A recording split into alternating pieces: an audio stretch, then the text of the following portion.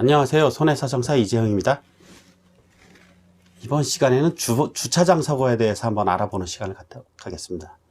우리 주차장의 문구를 보면은 도난 및 사고에 대해서 책임을 지지 않습니다. 이런 문구들을 흔히 볼 수 있는데, 과연 책임을 지지 않는지, 책임을 지는 경우가 어떤 경우에 책임을 지고 어떤 경우에 책임을 지지 않는지 기초적인 이론을 알아보고, 다음 시간에 구체적인 판례들을 한번 알아보는 시간을 갖도록 하겠습니다.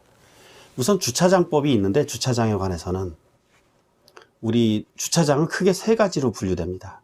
노상주차장, 노예주차장, 부설주차장. 노상주차장은 말 그대로 도로상의 주차장이죠. 이런 경우에는 주차장법에 따라서 선관 의무를, 주차장 관리자 선관 의무를 선량한 관리자로서의 주의 의무를 부과하고 있는데, 노상주차장의 경우에는 주차에 대해서 노상 관리자가 있을 경우에 책임을 진다고 되어 있습니다. 선량한 관리자로서의 주의 의무를 다하지 않았을 경우에.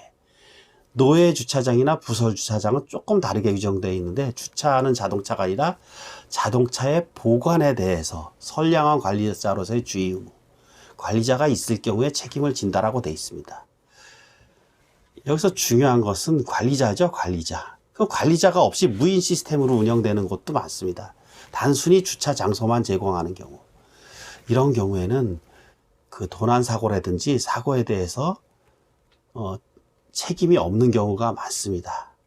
그렇지만 임치 계약이 맺어졌다고 볼 수 있는 경우가 있는데, 묵시적으로 노예 주차장이나 부설 주차장의 경우에 관리인이 따로 없을 경우에도 임치 계약이 맺어졌다고 볼 수 있는 경우, 사회 통념상 이런 경우에는 책임이 있습니다.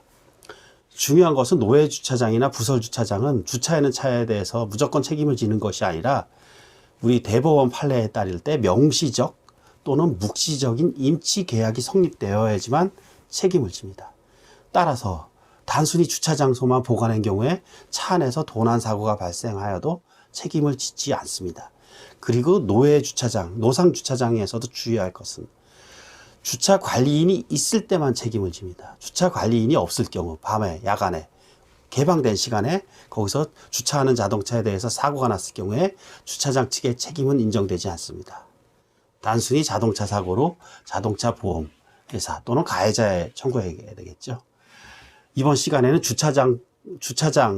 주차장법의 개괄을 알아보았고, 다음 시간에 이 주차장에 대한 구체적인 판례 사례들, 어떠한 경우에 책임을 졌고 어떠한 경우에 책임을 지지 않았는지, 이런 걸 하나씩 알아보는 시간을 갖도록 하겠습니다. 고맙습니다. 손해사정사 이재영이었습니다.